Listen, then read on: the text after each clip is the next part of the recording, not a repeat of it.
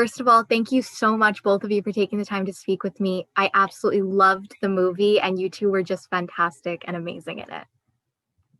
Thank you, Sophia. Happy we get to you, Sophia. Of course. And so I'm Sophia Soda from the Nerds of Color. And are you ready to both jump into some questions? Let's do it. Okay, perfect. So these questions are for both of you if you want to just take turns answering them, or you can answer together, whatever you want. But I wanted to know, is there something that specifically sort of originally attracted you both to the film? And what are you most excited for fans to see from it? Sure. I think like the raunchiness, honestly, and seeing the crassness being portrayed by like two young women of color feels really new and refreshing to me, and it feels like so truthful in how I interact with my friends, and so I was really excited by that, and I think it'll be really nice to see how young South Asian Latinx people, absorb it. It'll be great. Yeah, it's the sex positive aspect to it really drew me to it, and I think there's always it's always fun when there's an enticing, smart way to bring up a conversation about something important, and I feel like this film did that really, really well, and that's initially what drew me to it. I'm actually Latina, and so I was just really inspired by this film, seeing you both leading and just being these strong female complex characters.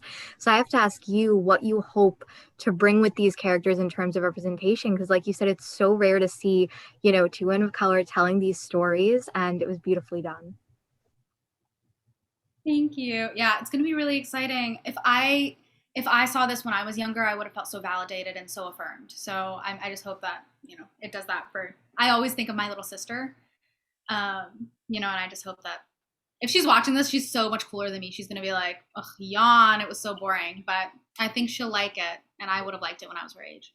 He's way cooler than you. I'm so happy that you connected with it, and thank you for sharing that with us. I hope that, so many more people have that experience and they can personally connect with it, or people can see just something out of the ordinary for a lot of people, and so I hope that this becomes something normal that people see on their screens.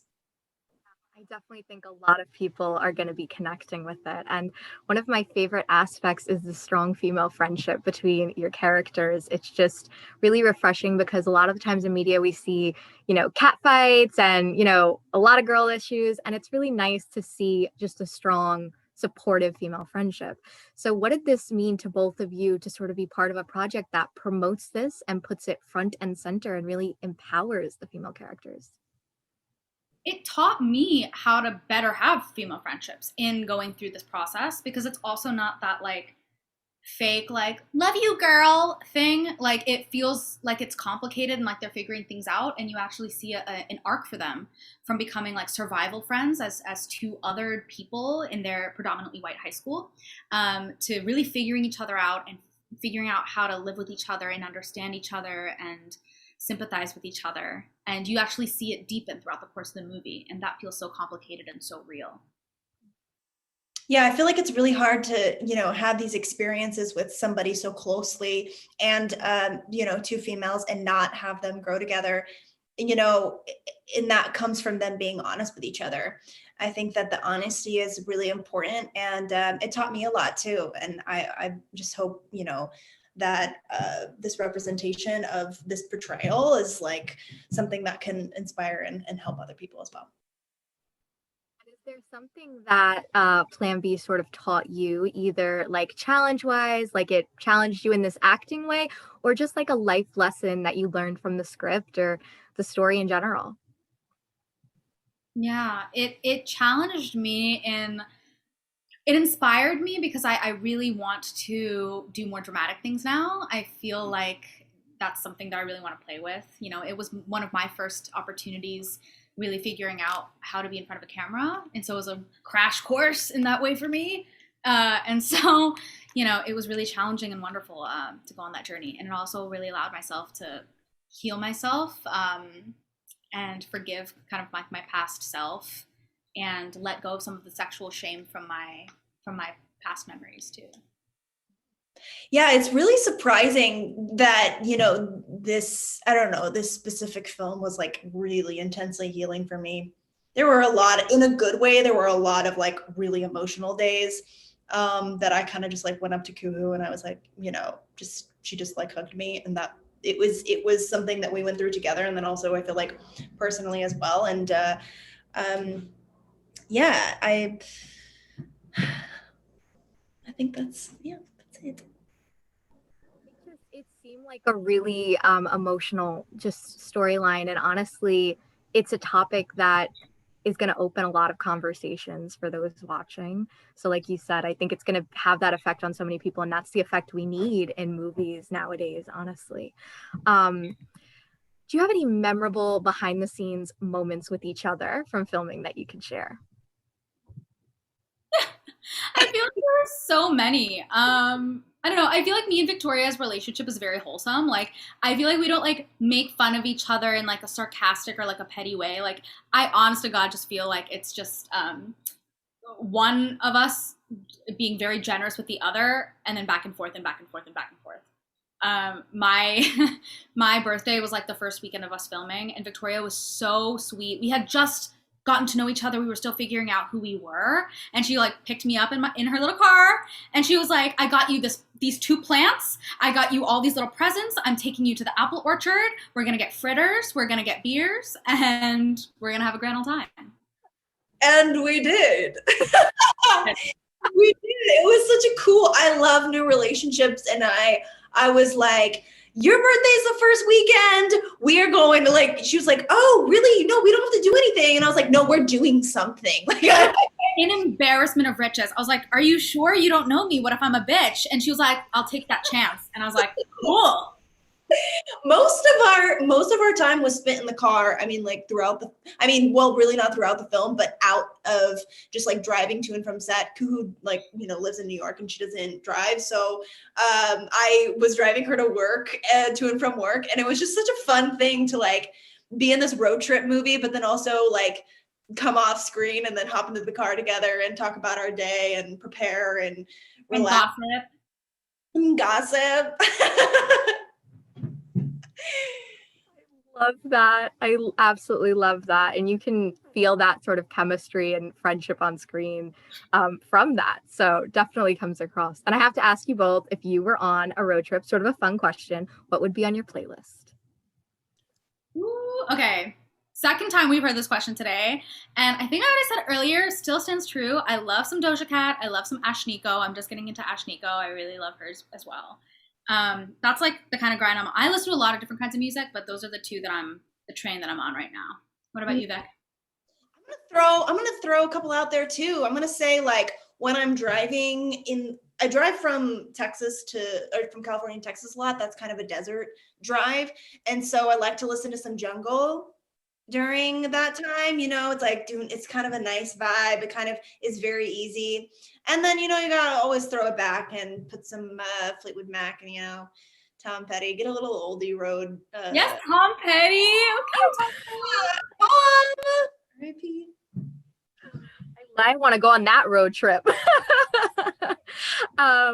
One of the other things I loved is that, you know, with dealing with this serious topic, it also is giving this message to high schoolers. You know, your characters are high schoolers.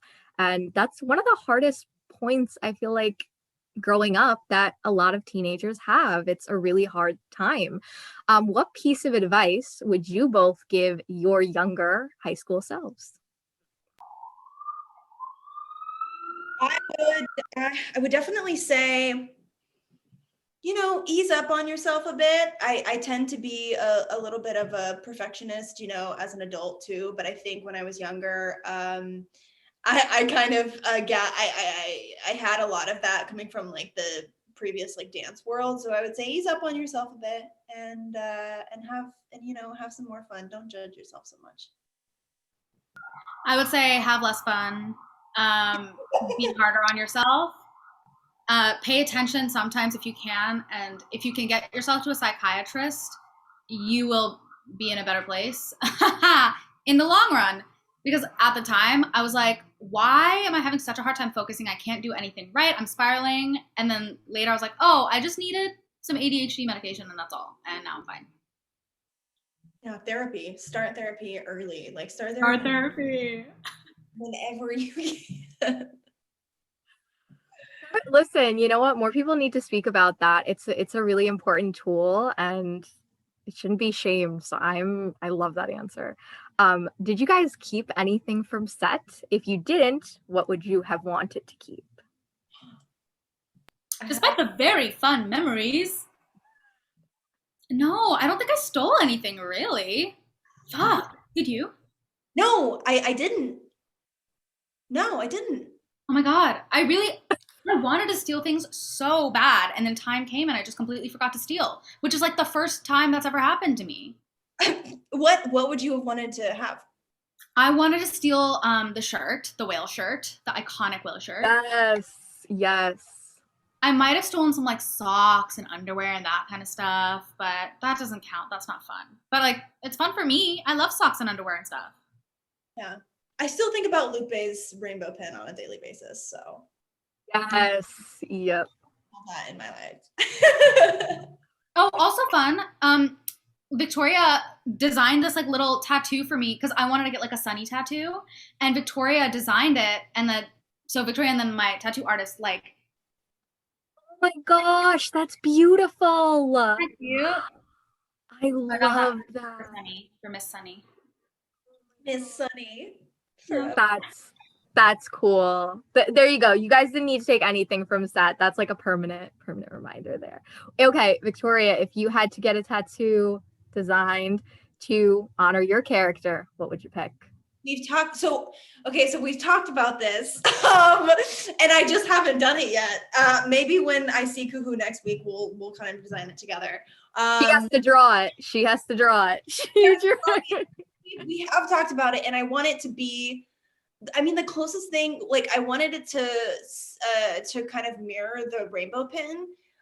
So we kind of talked about a way to try to find maybe like a thin, design to do that in. And that's probably what I would get, because it's fun, and it that's what reminds me of her, or means so much. That little symbol.